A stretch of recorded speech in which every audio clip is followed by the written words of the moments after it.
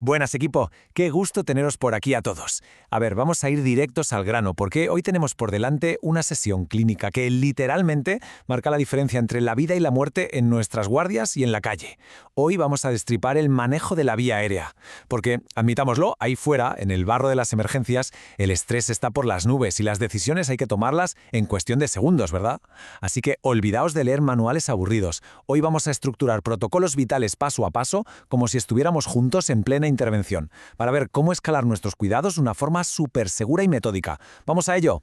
Bueno, pregunta rápida de examen de guardia. Ante un paciente politraumatizado grave, siempre pensamos en el famoso ABC, ¿no? Pero, ojo, hay un axioma inamovible en medicina de emergencias. Escuchad bien, el mantenimiento de una vía aérea permeable tiene prioridad absoluta sobre casi cualquier otra cosa. Sí, ya sé lo que estáis pensando, pero si hay una hemorragia masiva, vale, sí, un sangrado tremendo hay que pararlo ya, pero si no garantizamos que el aire entre a los pulmones, cualquier otra cosa que hagamos no sirve para absolutamente nada. Si la vía aérea está amenazada, asegurarla es el paso 1, 2 y 3 para evitar que el paciente muera o sufra un daño neurológico irreversible. Así de claro. Y para dominar esto, hemos dividido nuestra hoja de ruta de hoy en 5 fases clave. Empezaremos con la oxigenoterapia y el manejo básico, pasaremos al equipo portátil, luego veremos cómo evaluar esa temida vía aérea difícil, repasaremos la intubación de secuencia rápida y terminaremos con nuestro gran salvavidas, el dispositivo Buji. Venga, empezamos por los cimientos. Oxigenoterapia y manejo básico.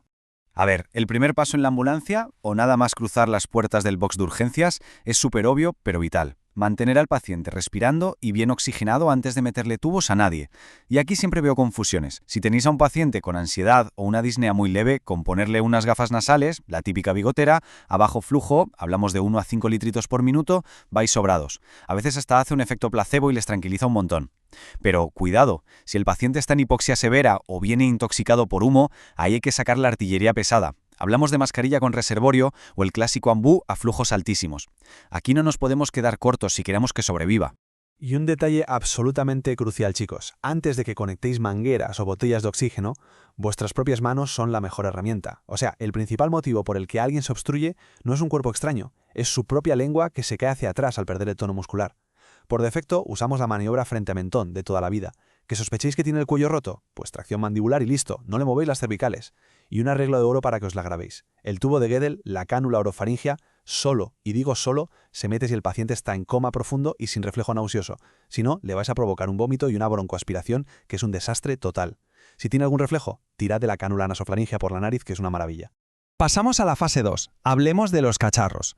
Tubos, manómetros y humidificadores.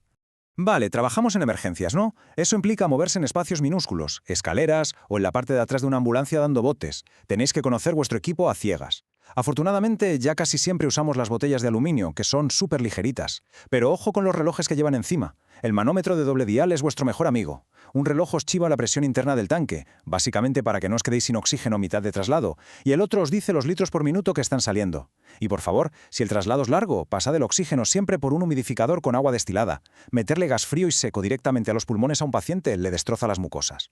Y hablando de litros por minuto, hay un número que quiero que se os quede tatuado en la cabeza. El 15. 15 litros por minuto. Si tenéis un paciente crítico, en parada o azul por hipoxia extrema y cogéis la mascarilla con reservorio o el ambú, abrís el grifo a tope, a 15 litros por minuto. Ni 10 ni 12. 15. Esto asegura que la bolsa no se desinfle y que le estemos metiendo oxígeno casi al 100%. Nos metemos en la fase 3, evaluar cuándo esa vía aérea nos va a dar problemas de verdad. Bueno, aquí es donde subimos de nivel. Lo básico ya lo tenemos, pero en críticos la cosa se va al traste en un parpadeo. Vuestro ojo clínico tiene que ir por delante del desastre. La inspección primaria lo es todo. Si escucháis ruidos raros al respirar, malo, hay obstrucción. Y aparte de la lengua, tened clarísimo que vuestros mayores enemigos en urgencias son la sangre y el vómito. Tienen que ser aspirados inmediatamente antes de pensar siquiera en coger el laringoscopio. O sea, si intentáis ventilar a un paciente lleno de vómito, lo único que vais a hacer es empujarle todo ese líquido a los pulmones y provocarle una neumonía aspirativa que, literalmente, lo va a matar. Para anticiparnos a esta pesadilla, usamos los famosos predictores de Mallampati. Es súper intuitivo. Le decís al paciente que abra la boca y mira al frente. Si le veis perfectamente la campanilla, la úvula entera y el paladar, bingo, es un clase 1, intubación fácil en teoría. Pero, ay amigos, si miráis dentro y solo sois capaces de ver el paladar duro arriba del todo, eso es un clase 4 de manual. Esa es una bandera roja del tamaño de un camión que os está gritando que la intubación directa va a ser un infierno y vais a necesitar equipo especial y manos muy expertas. Y para rematar, en medio del caos del box de urgencias, usamos la geometría manual. La famosísima regla del 3-3-2. Súper rápida. Tienen que caber 3 dedos vuestros en vertical en la boca del paciente. Luego 3 dedos desde su barbilla hasta el principio del cuello, el hueso yoides, para ver que hay espacio en la mandíbula. Y por último, 2 dedos entre el yoides y la nuez, la tiroides. Si falla algo de esto, por ejemplo, un paciente con el cuello súper corto y ancho, ya sabéis que meter un tubo ahí va a ser geométricamente horrible. Ahora bien, dejadme romperos un mito con este dato estadístico. Pasa un montón que evaluamos a un paciente y nos entra el pánico. Pero la realidad es que de cada 100 vías aéreas que nos pintan fatal, solo 25 se complican de verdad. El problema, que el exceso de confianza mata. Porque de todos los pacientes que sí fueron imposibles de intubar, a la mitad ni siquiera se lo habíamos sospechado. La moraleja de la guardia es clarísima. Nunca jamás os confiéis. Asumid siempre que va a ser difícil y tened listo el plan B en la mesita. Pasamos a la fase 4. La estrella de la corona, la secuencia rápida de intubación. Vale, llegamos al momento crítico, la secuencia rápida de intubación, la SRI. Aquí es donde o sois un equipo coordinado o se lía parda. Esto es un protocolo lineal y estricto. Primero, preparamos todo y comprobamos la luz del laringo. Luego preoxigenamos y metemos la medicación. Pero ojo, quiero hacer hincapié en el paso 5, la comprobación del tubo. El típico error de novato, muchas veces por los nervios, es meter el tubo y plantarle el fonendo directamente al estómago. No, por favor. El primer sitio que auscultamos es arriba a la izquierda, el vértice pulmonar izquierdo. Si entra aire ahí es que no estamos en el estómago, ni nos hemos colado por el bronquio derecho. Estamos clavados en el centro de la tráquea donde toca.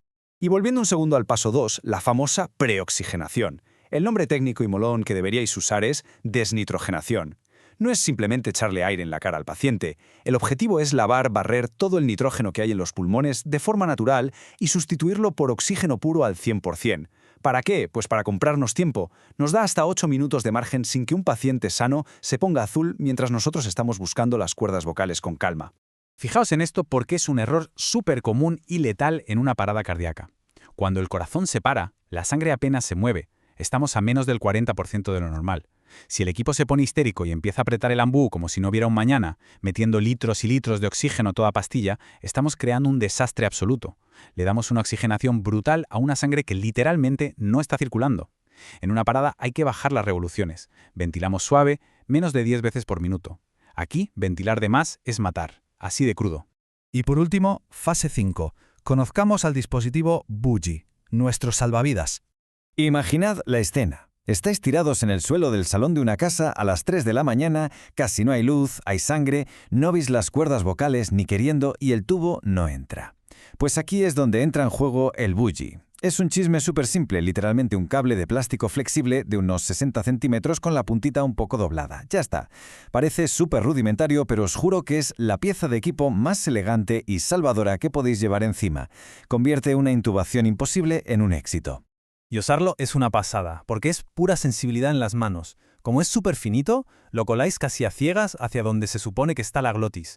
¿Y cómo sabéis que estáis dentro? Porque al ir bajando notáis unos clics súper característicos al frotar con los anillos de la tráquea. Cuando sentís esos clics, os quedáis quietos, y entonces usáis el buggy como si fuera la vía de un tren. Metéis el tubo endotraqueal por la parte de arriba del cable y lo deslizáis como un monorraíl hasta colocarlo en su sitio. Luego sacáis el plastiquito y voilà, intubado.